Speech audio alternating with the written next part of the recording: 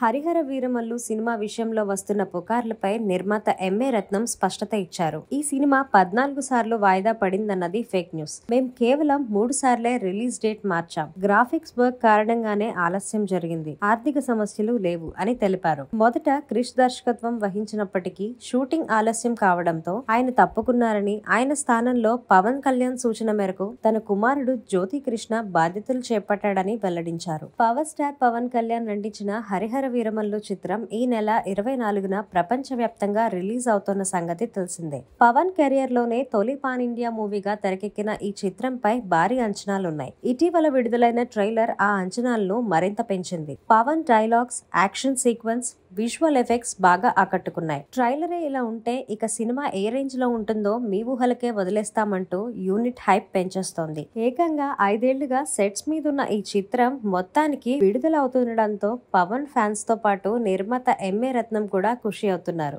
ఈ ప్రయాణంలో ఎన్నో ఆటుపోట్లకు గురైన ధైర్యంగా నిలబడి ఆయన ఈ చిత్రాన్ని పూర్తి చేశారు. రిలీజ్ దగ్గర పడుతుండడంతో ఎంఏ రత్నం ప్రమోషన్ల జోరు పెంచారు. ఈ సందర్భంగా తాజాగా ఇచ్చిన ఇంటర్వ్యూలో హరిహర వీరమల్లు చిత్రానికి సంబంధించిన ఎన్నో విశేషాలను పంచుకున్నారాయన. హరిహర వీరమల్లు గురించి ఎన్నో ఫేక్ వార్తలు వచ్చాయి. మా సినిమా 14 సార్లు వాయిదా పడిందంటూ మీడియాలో వార్తలు రావడం చాలా బాధించింది. నిజానికి మేము 3 సార్లు మాత్రమే రిలీజ్ డేట్ మార్చాం. నా ఇన్నాళ్ల కెరియర్ లో ఒక్క సినిమా కూడా వాయిదా వేయలేదు. అయితే ఈ చిత్రానికి గ్రాఫిక్స్ వర్క్ భారీ స్థాయిలో ఉండడంతో వాయిదా వేయక తప్పలేదు. బాహుబలి, RRR వంటి చిత్రాలు కూడా గ్రాఫిక్స్ వర్క్ వల్ల వాయిదా వేయాల్సి వచ్చింది. మా సినిమా కేవలం గ్రాఫిక్స్ వర్క్ వల్లే వాయిదా పడింది తప్ప దాని వెనక ఆర్థిక కారణాలు, వ్యాపార కోణాలు లేవు. పవన్ కళ్యాణ్ రాజకీయాల్లో బిజీగా ఉండడంతో రిలీజ్ డేట్ విషయంలో క్లారిటీ ఇవ్వలేకపోయామని చెప్పుకొచ్చారు ఎంఏ రత్నం. ఈ చిత్రానికి తొలుత క్రిష్ జాగర్లమూడి దర్శకత్వం వహించిన సంగతి తెలిసిందే. ఆ తర్వాత ఆయన తప్పుకోవడంతో నా కొడుకు జ్యోతి కృష్ణ డైరెక్ట్ చేశాడు. అయితే క్రిష్ ఈ ప్రాజెక్ట్ నుంచి తప్పుకోవడానికి ఎవరికి తోచిన కారణాలు వారు ప్రచారం చేశారు. అవన్నీ ఫేక్ వార్తలే. ఈ సినిమా షూటింగ్ ఆలస్యం కావడంతో క్రిష్ కిచ్చిన మరో కమిట్మెంట్ డైలమాలో పడింది. ఆయన ఇబ్బంది పడకూడదని ఫైనల్ డెసిషన్ తీసుకునే రైట్స్ ఆయనకే వదిలేశాం. దీంతో ఆయన మా ప్రాజెక్ట్ నుంచి తప్పుకున్నారు.